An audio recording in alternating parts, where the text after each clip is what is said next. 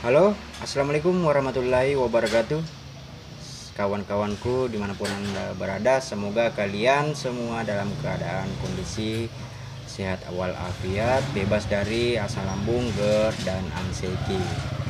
Nah, buat kawan-kawan yang masih saja mengalami sensasi asam lambung, GERD, dan anxiety ini, kalian jangan down, jangan putus asa, jangan lemah ya dengan kondisi yang kalian jalani, kalian hadapi. Tetap semangat, terus berusaha. Insya Allah pasti kalian akan sembuh seperti saya, dan kawan-kawan yang lainnya juga. Nah, di video kali ini, di kesempatan kali ini, saya mau membahas lagi ya mengenai gejala atau sensasi yang sering kita alami. Ada dua yang mau saya bahas ya. Ini masalah berdebar-debar dan sakit atau tidak nyaman di sekitar perut.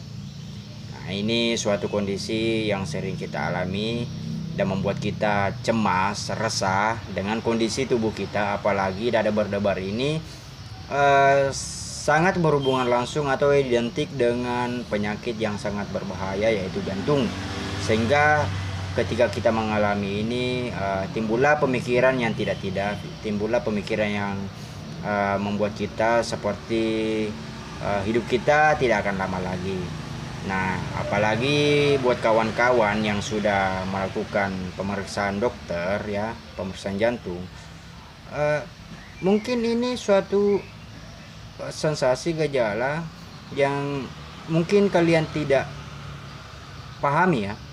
Bahkan sampai setelah kalian ke dokter, pikiran kalian itu masih saja menghantui kalian bahwa dokter kok mengatakan saya baik-baik saja, sedangkan yang saya alami ini bukan suatu hal yang biasa-biasa saja. Karena perlu kita ketahui, ini memang suatu bentuk respon tubuh atau pikiran kita. Jadi ketakutan itu betul-betul, psikosomatik itu betul-betul dipengaruhi oleh pemikiran kita. Jadi pemikiran kita itu apa ya, terlalu jauh melangkah ke depan. Seperti itu. Jadi pemikiran kita itu yang tadinya cuma kita berpikir selangkah, itu langkah pikiran kita itu jauh ke depan ya. Jadi apa yang kita rasakan ini betul-betul membuat pikiran kita kacau, membuat hidup kita kacau. Karena seorang ahli pun ya, seperti dokter itu membuat pikiran kita tidak percaya kepada mereka. Lah, kok kenapa bisa ya diri kita ini tidak mempercayai tempat kita berobat, yaitu ahlinya. Padahal seperti yang saya katakan di video-video saya sebelumnya, bahwa tempat dan cara yang berobat yang baik dan benar itu adalah mengunjungi ahlinya, yaitu dokter.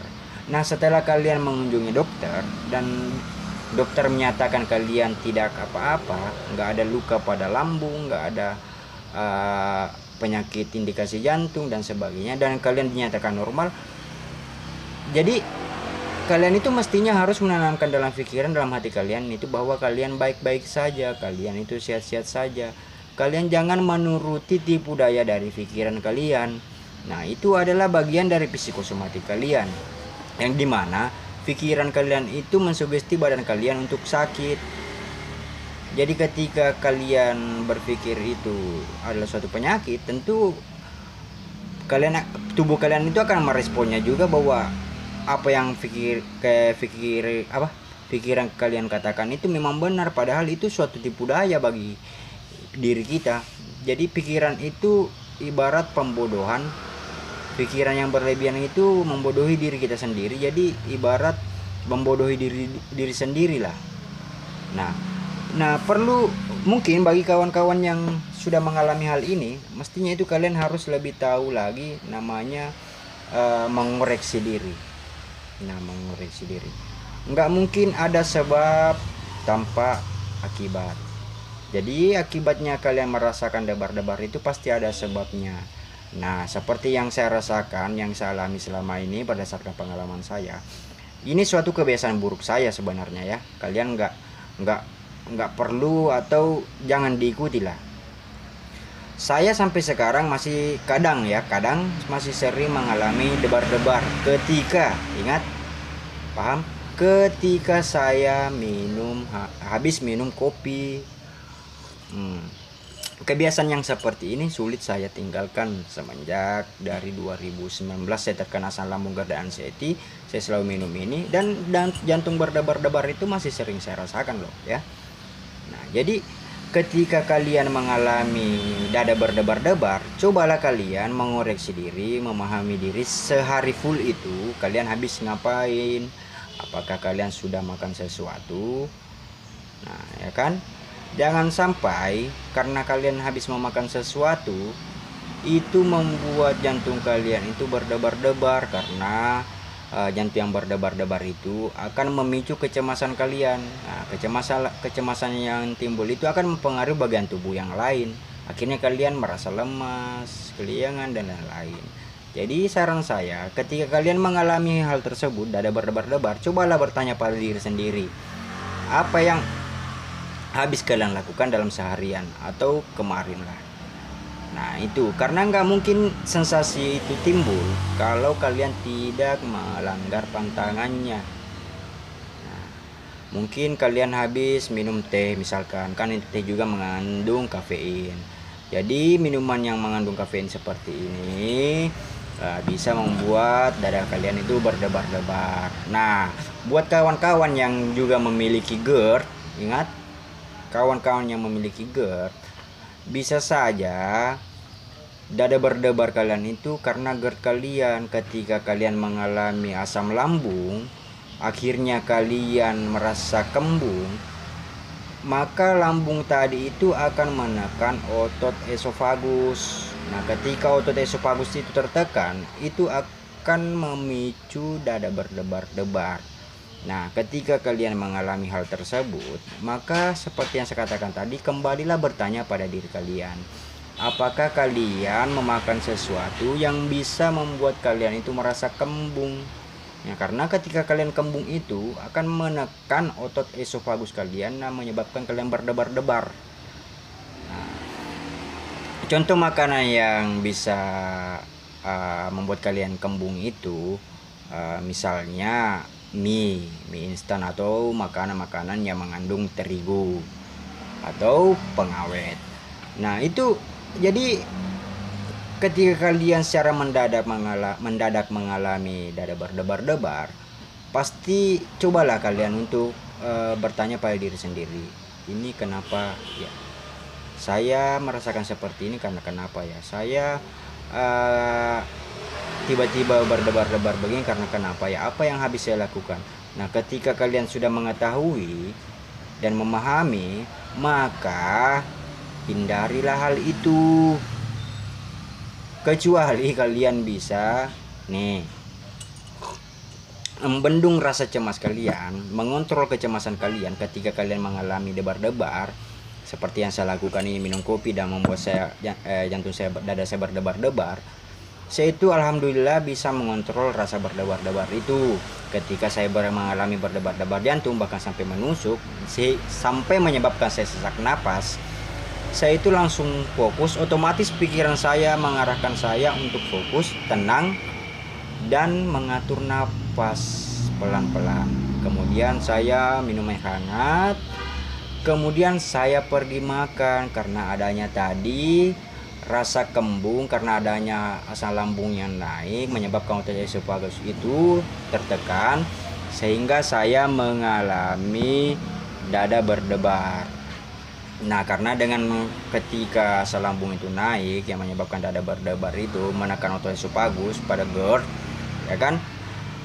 Yang sering saya lakukan itu cuma pergi makan nasi meskipun tanpa lauk, cukup 4-5 sendok. Karena itu akan membantu menetralkan asam lambung kita. Nah, kemudian yang buat kawan-kawan yang mengalami sakit atau tidak nyaman di area perut, nah itu juga kalian nggak usah khawatir. Itu adalah bagian dari psikosomatik lambung.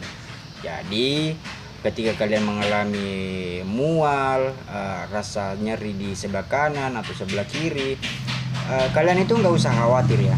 paling tidak kalian harus cepat mengontrol pemikiran kalian bahwa ini bagian dari sensasi psikosomatik. Nah, kalian mengalami hal tersebut, cobalah kalian juga merevisi kembali apa yang sudah kalian lakukan. Kalau memang kondisi tubuh kalian, kondisi perut kalian belum sanggup memakan makanan yang bisa menyebabkan gejala itu kumat, dan kalian belum bisa mengontrol gejala itu, sebaiknya kalian hindari dulu lah sebelum kalian mampu berdamai dengan sensasi-sensasi itu. Nah, ketika kalian telah terbiasa menerima segala sensasi itu dan berdamai dengan diri sendiri seperti yang saya lakukan ini, kumat seperti apapun itu kalian akan bisa kontrol. Percaya di sama saya, karena semua kawan-kawan yang di luar sana yang berbagi motivasi pasti, ya ingat, pasti masih mengalami namanya sensasi, cuman tidak sampai terbawa ke di kecemasan. Nah, itu kita sudah bisa mengontrol kecemasan kita itu, sehingga sensasi apapun yang muncul cuma seperti nyolek, tetapi nggak sampai membuat naik ke tahap berikutnya, yaitu cemas. Nah, di sini saya tekankan perlunya kalian itu memahami diri. Cobalah untuk bertanya atau mengoreksi pada diri sendiri ketika kalian mengalami sensasi-sensasi itu. Seperti itu ya kawan-kawan. Nah, jadi buat kawan-kawanku semua yang di luar sana, tetap semangat ya. Jangan berputus asa. Jangan kalian berpikir ini akan merusak hidup saya, ini akan membuat masa depan kalian hancur. Jangan. Hilangkan pemikiran seperti itu. Cobalah untuk lebih berdamai, lebih menerima kondisi kalian, lebih mendekatkan diri kepada Allah Subhanahu wa taala atau kepada Tuhan Yang Maha Esa, dan cobalah untuk lebih memperbaiki diri lagi, memperbaiki hati lagi, memperbaiki pikiran lagi. Jauhi hal-hal yang positif, perbanyak melakukan hal-hal yang jauhi hal-hal yang negatif dan perbanyak melakukan hal-hal yang positif. Karena melakukan hal-hal yang positif besar kecilnya itu akan membantu pikiran kalian lebih baik lagi. Nah, saya rasa cukup sekian apa yang bisa saya sampaikan. Semoga sensasi yang kalian alami segera berlalu. Semoga kalian bisa berdamai dengan apa yang kita alami ini, sensasi yang kalian alami. Kalau memang saya dalam menyampaikan hal ini kurang jelas, mohon dimaafkan, tetapi pahamilah secara baik-baik bahwa kondisi kita semua itu baik-baik saja ya. Ingat itu ya. Nah, di akhir kata saya ucapkan terima kasih banyak. Assalamualaikum warahmatullahi wabarakatuh. Assalamualaikum.